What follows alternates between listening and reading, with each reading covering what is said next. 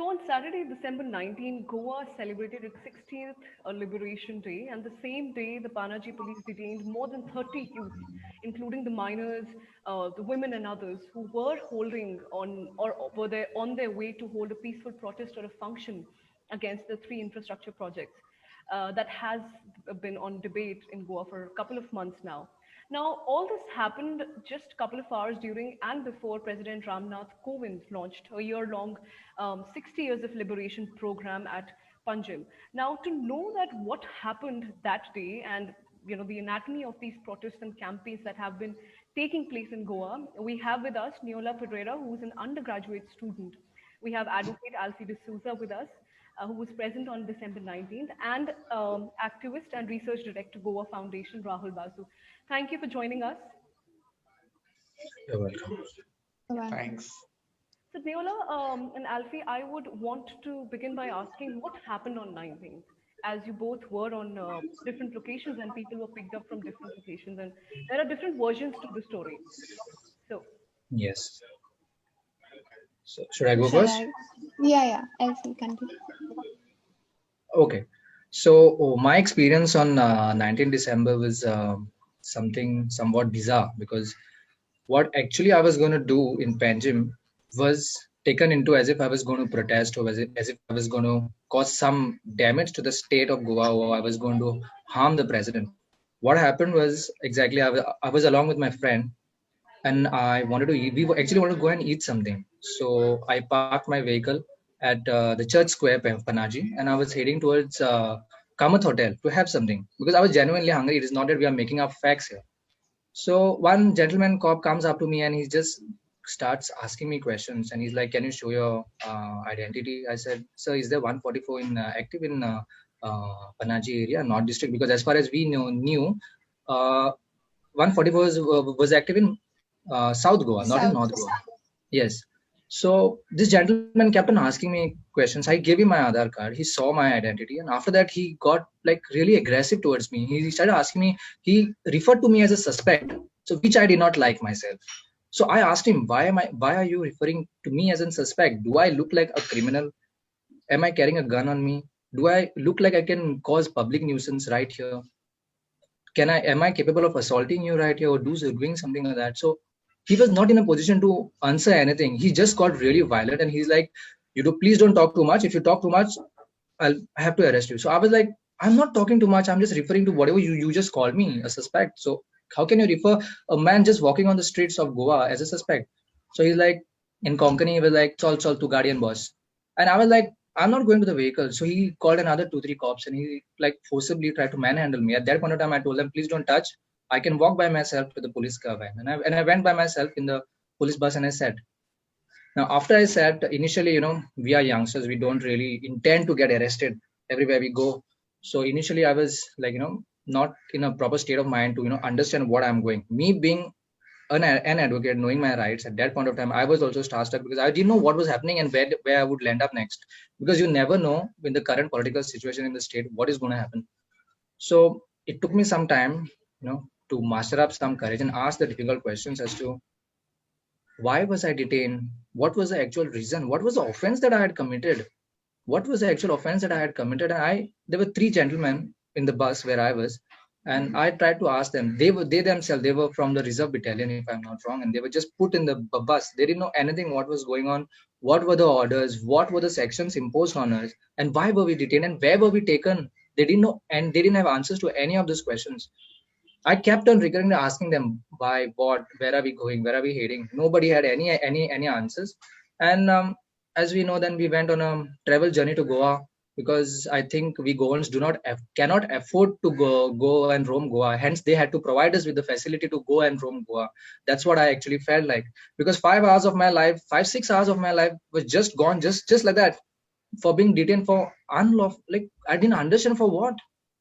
Did I do something? Is walking on the streets of Goa an offense? Is it a cognizable offense? If they are contending that they have arrested us under section 150, 151 of CRPC, is it a cognizable offense to walk in the streets to go and have tea? I really don't understand that. Now, as far as my perspective goes in the entire thing, I would like to tell you all that it's not that I'm not a part of this movement. I would not refer to it as a movement, as an awareness campaign that Goinso Awaz has launched, because Goinso Ekot and Goinso Awaz. The thing is, we need to create this awareness, because every Goan in the house, wherever they are staying, residing, whatever they are carrying out, they need to know what actually is going to affect us and how we are going to be affected by all of this. Hence, we youngsters have to take this initiative. We know that COVID-19 is upon us, and elderly cannot do this step for us. It's upon us to take it up and cause this awareness so that people know, Baba, what is going to happen. And then when we just try to cause awareness and make people aware of whatever is happening, this is what we face. This is what we are facing right now, like unlawful arrest, detaining youngsters for no good reason, and nobody is ready to give us answers. And if we are termed as anti-national for raising our voice and opposing something, then I don't really understand where we are going with all of this. Then I would not like to refer to laws, because if you talk about it, I don't know under which article of the constitution or under which act the entire incident had happened, because the arrest is ultra vires to the constitution under article 19, 20, 21. If you actually go through it, where is the freedom? We do not have the freedom to go wherever we want. There is no personal liberty anymore. It's like whatever the government wants, if you don't abide by it, I'm sorry, you're anti-national. That is what we are heading towards. I'll get back to you on that. Nuala, what happened? Where were you at that point of time? And there were children in your group, and reportedly they were asking questions, but you didn't receive any answers from the police.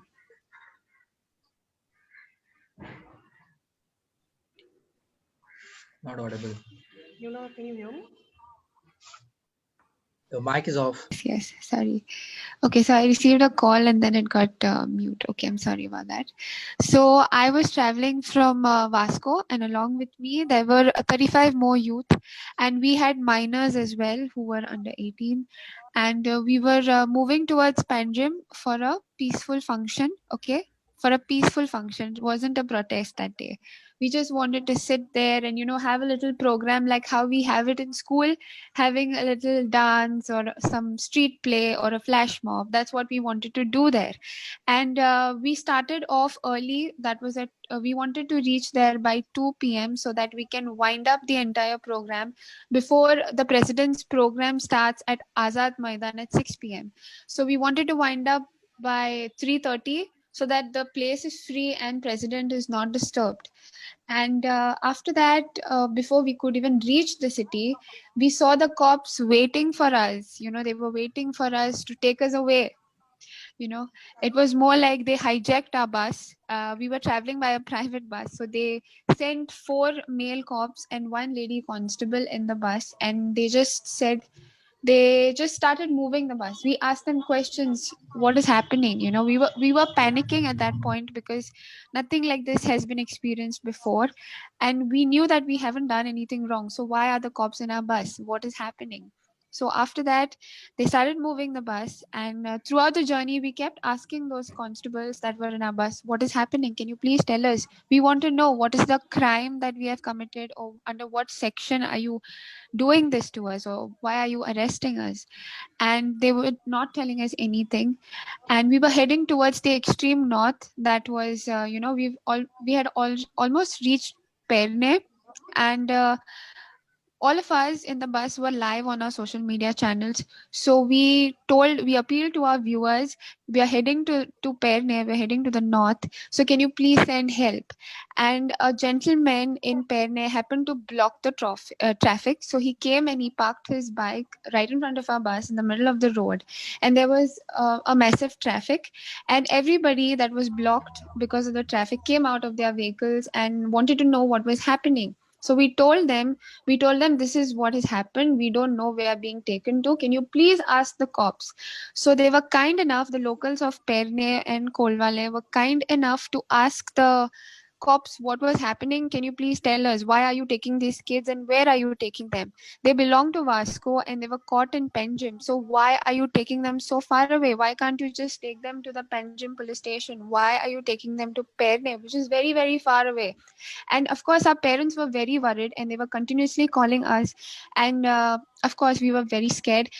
We tried to ask them for their identity, but they were not showing us that as well. So we were really panicking whether they're really cops or are they impersonating as cops. What is happening? We didn't know.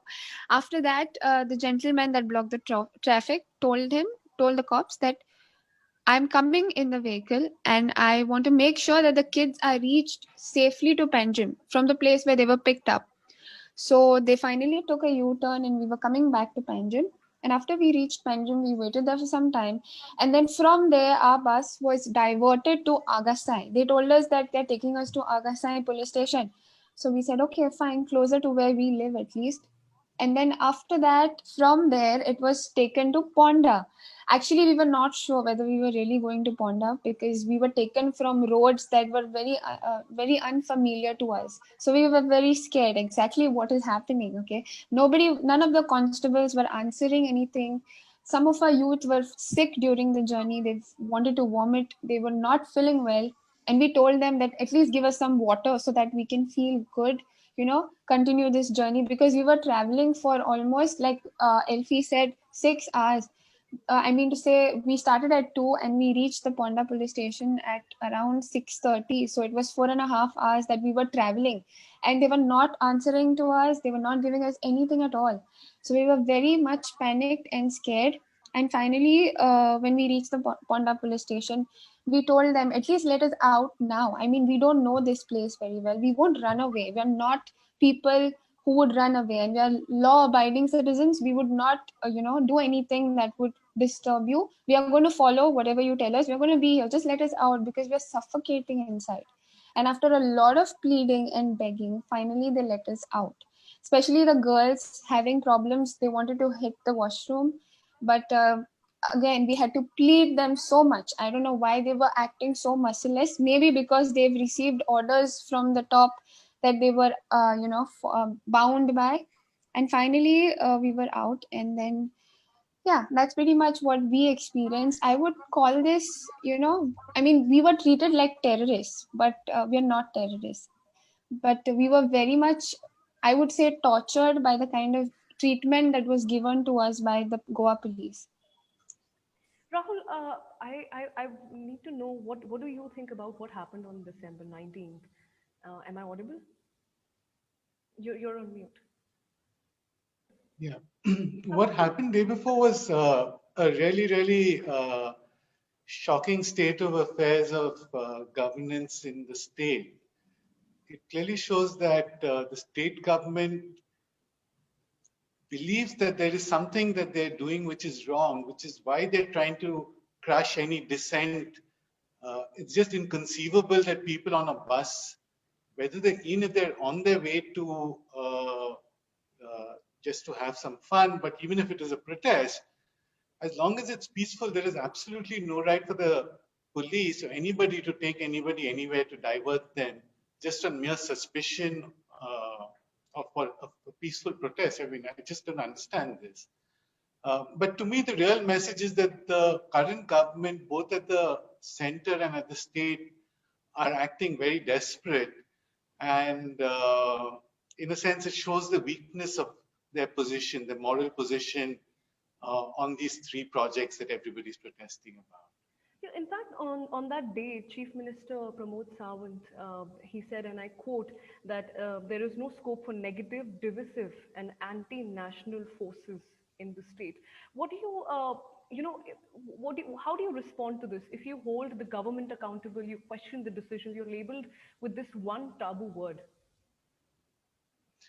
Yeah, this has become a very easy way to I mean, we've had this consistently now. You can see this with the farm protests. If you're protesting for farmers' rights, you suddenly become Khalistani. And they have these very many tags to sort of demean anybody who is dissenting, who's basically saying, no, it's not what we want.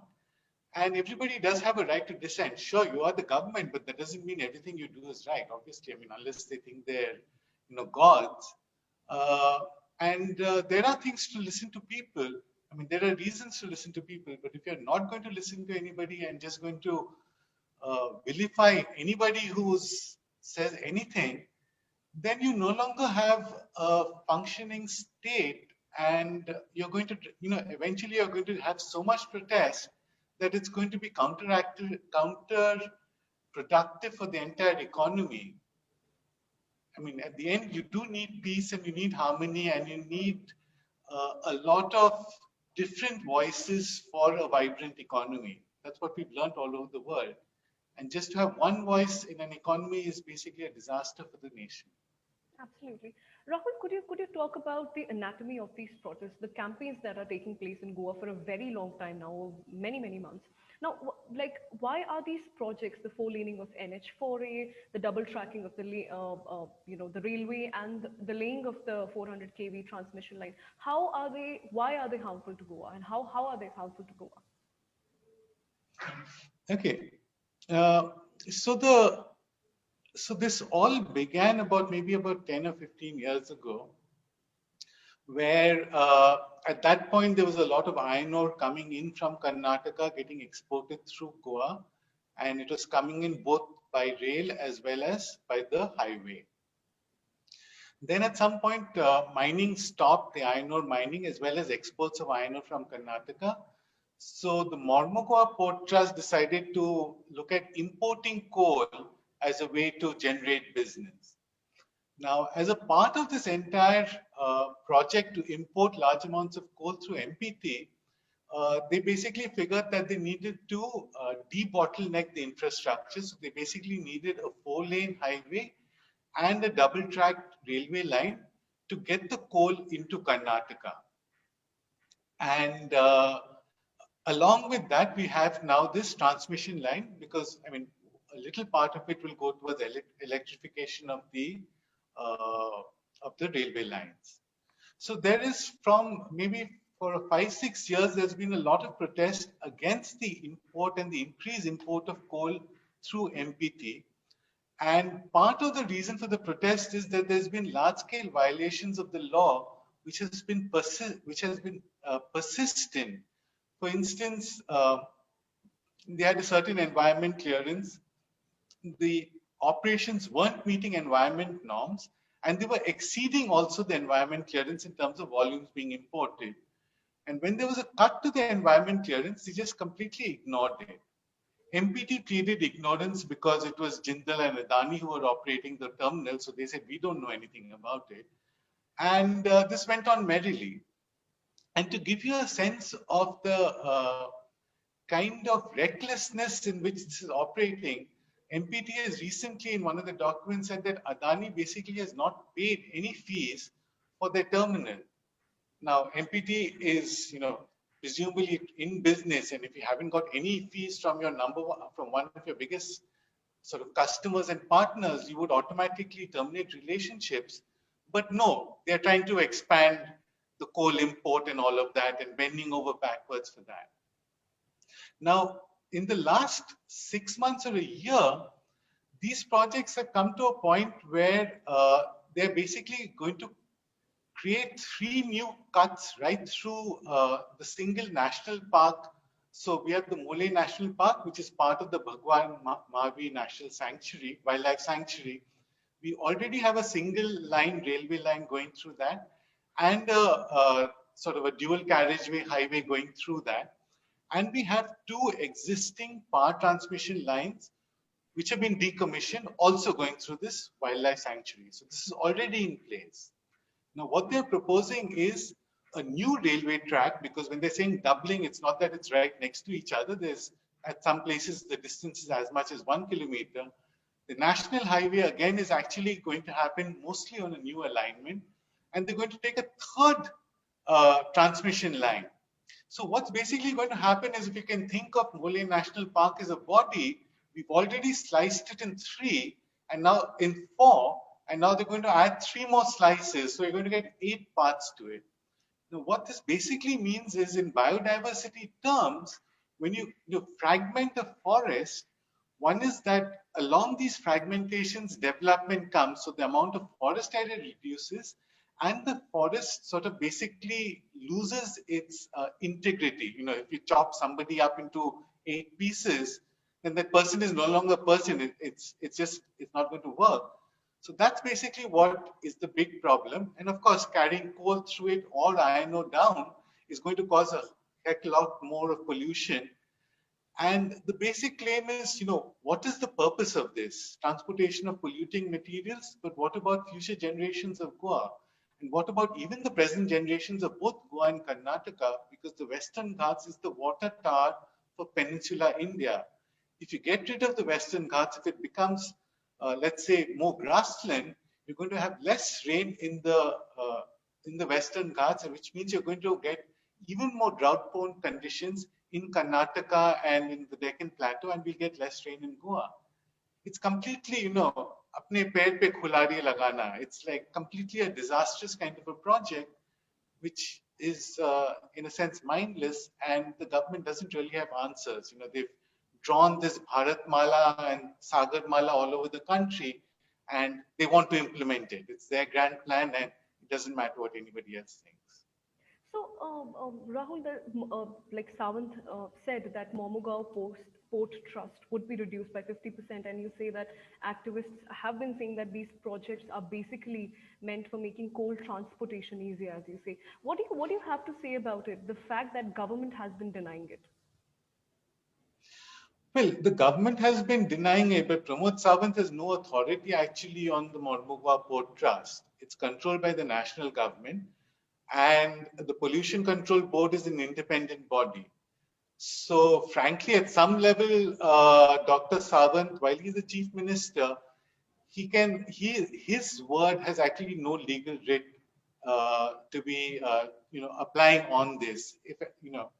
If even if the national government, short of a law, says that we're going to limit it, just tomorrow they can completely change their mind. It actually carries no value in this discussion. And if you look at the basic statistics, what is being carried on the railway line? There are hardly 3 or 4 passenger trains, because it's not so many people who really want to go from Goa into Karnataka. The most tourism belts are really Bombay, Bangalore. So it's really not so much passenger traffic. It's basically iron ore and coal. And you can see this in all their estimates. The same is true of the roads. And in terms of the power line, we already have enough power, but we already have 2 lines which are not being used. And why not use even that right away? In the most basic safeguards, they've completely ignored. Yeah, it's hard to see how what they're saying makes sense. Government has said that they will have to go with the transmission project, given that the state is in need of power. However, they said that the 2 projects, which is the widening of highway and double tracking, will be taken up in the cabinet. So, what has been the response of the activists and citizens in general to this? So, actually, I should just also mention and give credit to the various movements involved. While we're talking about this, we have the Goa Against Coal, who's been working on the whole issue of coal transportation. We have on the Mole side, we have Save Mole, and then linked to both of those are the Goan Kolso Naka and the Goencho Ekpoth, who are basically fighting the entire coal transportation. Sorry, just remind me about the question again. Yeah, absolutely. So I'm saying as per the latest update of the 3 projects, the government says transmission project will be taken ahead given its need in the state, as the state is in need of power. However, the other 2 projects, which is the widening of highway and double tracking, will be taken up in the cabinet. So how what has been the citizens and the activist response towards this development of the story? Yeah, I think the activist response is that at the end of the day, Mole is an irreplaceable part of the inheritance of the people and, more importantly, the future generations of Goa. Certainly, there's no need for the road widening or the double tracking. If we accept the argument that there is a larger need for energy in Goa, there are multiple ways to meet the demand. For instance, there's a new natural gas pipeline, and there is a natural gas power plant which is not being used. There are a huge number of roofs all over the state which are not being used for solar power. In fact, the solar power generation is really very low. And if we then still say that we need another transmission line to bring power from outside Goa, there are multiple alignments possible. Uh, One of the early committees which was looking into this entire transmission project suggested that instead of going through the Mole National Park, a new line which is parallel to the existing line from Kolhapur to Mapusa, which doesn't actually go through any wildlife sanctuary, was perfectly feasible and valid. Similarly, as I mentioned, in Mole, we already have a 110 kV line and a 220 kV line, both of which have been decommissioned. There's no reason to make a fresh cut through the wildlife sanctuary. It's simply not acceptable. And I think that is the stance that all the activists are taking. This is just not acceptable. There are much more sensible ways to balance the rights of future generations and those of present generations vis-a-vis what's called development. So even the protesters and the activists have said that the state's coasts and rivers should come under the control of local communities. How it is going to be helpful? Well, the first thing is, certainly in the last 5-10 years, there has been a conscious shift of control of many things in the state towards the center. This happened with the with the Waterways Act, which has given away control over the 5 major rivers, as well as the banks of the rivers, as well as the land behind that. MPT has gained authority through acts of parliament. We have a new airport, which will again get under central control. The railway lines are expanding, the highways are expanding. So we're getting a model of development which is being imposed upon Goa, which with basically no discussion or conversation with the people of Goa. And clearly, it's not that Goa is the same as anywhere else in India. It needs its own kind of thinking and model. And when the problem is when you have an authority which is basically sitting in Delhi, their responsiveness to local conditions is much lower than if it's a state government. And ideally, the state of Goa should actually implement the 73rd and 74th constitutional amendment, which should devolve much more power to the local bodies, the panchayats and the municipalities. But the state of Goa has refused to do that. So instead of devolving power to the Gram Panchayats, they've retained power at the state level and are actually giving power away to the national level, which essentially means that the local population has less and less voice in the matters of Goa. And naturally, people are going to object to this. This is not how the constitution is designed. So this has been taken up, as you say, there have been many movements who have made sure that state pays attention to the movements that are being carried out by youngsters. What do you have to say about this emergent wave of millennials who are coming together and holding several campaigns to raise awareness about what's at stake? Can I answer that? Sure. Oh, thank you, sir. Okay, so being a part of one of these movements, I would just like to start off by saying, during the lockdown, we heard our Honorable Prime Minister give us a speech on Atmanirbharta. So listening to that, I belong to a group which is known as SIVA FC, which is Chikalim Youth Farmers Club. Okay, so when we heard this speech, we were like, okay, this is the time we need to stop being dependent on other people. We need to become self-reliant.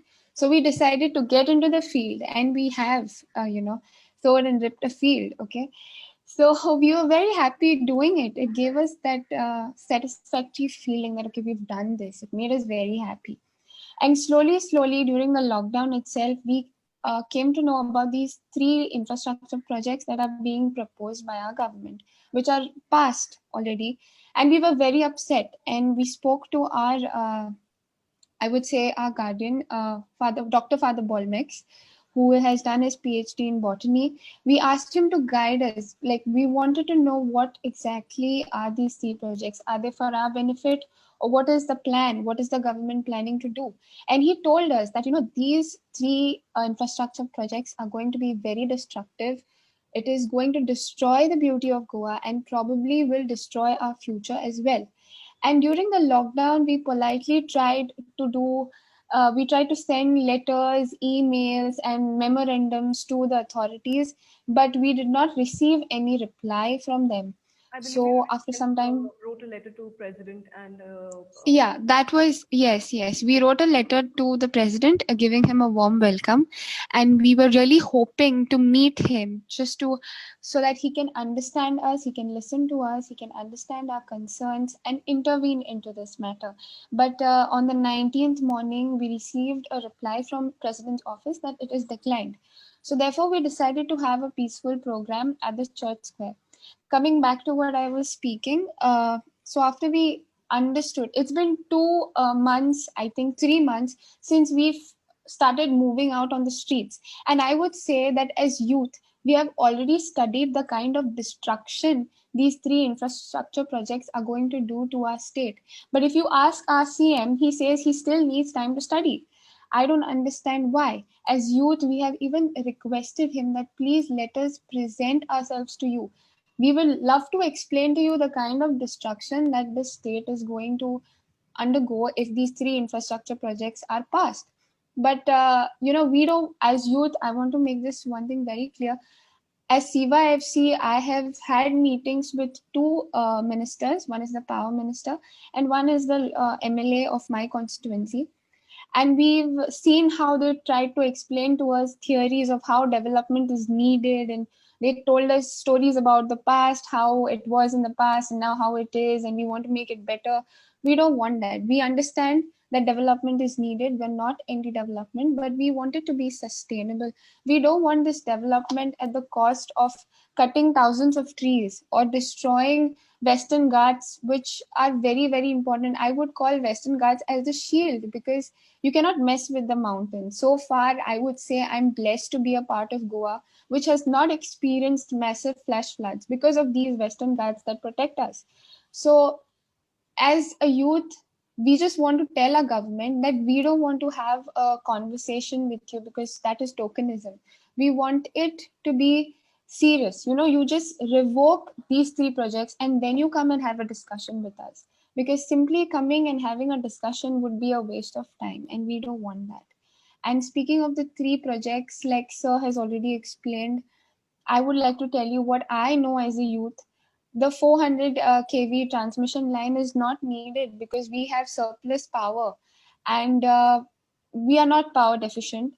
And secondly, the double tracking of the existing railway line.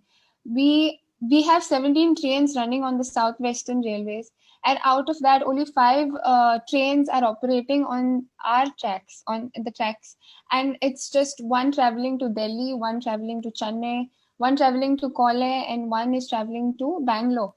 And only few of these bogies are operating. I don't see any passengers. I don't see crowding of any passengers happening.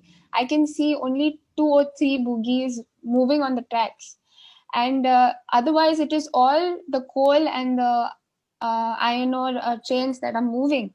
Otherwise, I don't see any passenger trains. When we asked our MLA, he said no, this double tracking is for passengers. So we told him that there are no passengers. We don't see any passengers anywhere at all, because all of us in Goa are having our own vehicles. We use them to move around in the state. We don't need to use a train. So when we told him this, he just told us and tried to explain to us the theory of no, this is for the passengers. I said, okay, fine, cool. So if it is really for passengers, then why don't you increase the number of trains, or why don't you increase the number of bogies or compartments? Why do you want double tracking? So this clearly shows that it is for the transportation of coal. Speaking of the highway expansion of the existing highway, first of all, the condition of the roads existing in Goa is terrible. Okay, it is very, very bad. It is not in a good state. So if they really want to develop the state, I would ask them to repair these existing roads, because these are the reasons why there is so many accidents happening. So you do this first and then you can think of the highway expansion. So yeah, that's pretty much what I wanted to say. so we I can would like to see add to yeah, Neola, if you absolutely. don't mind. Yeah, Yep. absolutely. So coming back to what she spoke about, we all know, especially Indians, even international tourists, for what Goa is known for. What is the identity? Greenery. Exactly. This is like the basis on which Goa's identity was built for whatever cultural specialities we own Goans we have. if we come up with all these projects, do we in the long run see Goa retaining its identity as a tourist destination? Oh, forget tourist destination. Maybe the higher ups don't really want tourism to be the main economical aspect, but wouldn't Goa lose its identity overall? Nobody is giving a thought onto this, because for what we are known, when Indians come down to Goa, what do they look out for? Right now, there are various incidences, for example, on Keri Beach and 2-3 other beaches in Goa, wherein there was coal found literally on the beach now, wherein these projects have not even gone through. Right now, if we are experiencing something like this, in the future, are we expecting all the beaches, all from north to south Goa, all to be dark and black? Is that what we really want? I don't think so. People would want to go to a beach wherein it's all but coal. So if you look at the environmental aspect of this entire, the 3 projects that are coming up, it's not only going to hamper us, through health, economic also is going to be affected, because the so-called development is only going to help a handful, not the entire local community of Goa. Many local communities are going to lose their livelihood as a respect of all of this. So these are certain things that they need to consider when we go forward with such things. And why have the youngsters taken it up? As I mentioned earlier, I actually forgot to mention one thing initially when I narrated my entire incident as to how and what happened in my bus. Especially, there was one girl, okay, and there was no lady constable in the bus. There was no lady constable to look after her. She wanted to do something. Maybe she wanted to go out. She wanted to go to the loo, but she could not go to the loo, because who would she ask? She had to go and ask a man. Like, this is absolutely not sensible enough to do, because if you are going forward with something, suppose if the government supposedly knew like whatever was to be happening and preventive measures were to be taken, in that circumstance they should have been well ready to deal with such situations. When you are not ready and you violate human rights of a person, it's just not going to work and just not going to happen. This is totally violative of the Constitution of India. So we can say that this is a common stand of all the citizens of Goa who are concerned with these projects. Rahul, I would want to ask you that now that we have discussed all this, how prepared Goa or India, for that matter, is for the climate change? Can you Am I just repeat audible? the last Yeah. bit? Yes, yes. So I just wanted to know how prepared is Goa, or for that matter, India, for for the climate change. Uh, so if you look at India's commitments on the Paris Treaty and all of that, actually India is doing pretty well in terms of sort of on a metrics kind of a basis. Okay. But it's really at some level, it's happening at the government level, but climate change has to be faced by everybody on the ground. So if the national government is, focused on meeting its metrics, if we come back to, let's say, the state of Goa, we have just about sort of formulating our state action plan on climate change. The state action plan on climate change has got 4 projects. We're a coastal state with 18% of the state uh, in threat just of being inundated by the ocean. And there are just 4 pilot projects in the state action plan on climate change, and there is zero discussion on this really. So are we prepared? No, not at all, not one bit. Are we thinking about it? Not really. And so then there's like a huge gap between where we need to be and where we should be going. And to me, a little bit of the disappointment is that if you look at climate change, a lot of countries and places are looking at it as an opportunity because new models have to be developed. And Goa would have been a great place to actually look at a new development model where we retain a forest, we retain our natural beauty, and figure out a way to develop knowing that climate change is happening because that's essential. So if we make the crisis an opportunity, we can go in certain directions which the youth and future generations would then have a base also for an economy. But instead, we are just progressing along, the track that we know has failed and will fail, and missing out on this huge opportunity. And that's really a crime. Neola, what are we looking ahead now that youngsters have tried to reach to the president and to the other ministers? What's the next step we are looking at, largely coming from the youngsters? I can tell you one thing is that we as the youth of Goa would not stop. We are going to continue. I probably think that the government is assuming that we are having fatigued, we are not going to come out because we are scared of what happened on 19 December. Well, I would like to tell them that this has actually strengthened us. And if you touch one of us, there'll be 10 more people joining hands. So you need to understand one thing is that no matter what kinds of dangerous strategies you put out to make us feel powerless or to make us fall back, we will not. We will come out stronger, and we are going to make sure that we win this battle. We're not going to keep quiet. We're not going to let this be. We want to win, and we'll make sure that we win this. Absolutely. I think this is one of the issues that has not received much highlight. However, we'll continue to get the latest updates to our audience. But thank you for joining us, and Rahul, thank you for enlightening us with the projects and the current state we are at. And thank you, Neola and Alfie, for telling us what exactly happened and the two versions of the story that took place on December 19th. Thank you. Thank you. Thanks, Devyani. Thanks for the opportunity.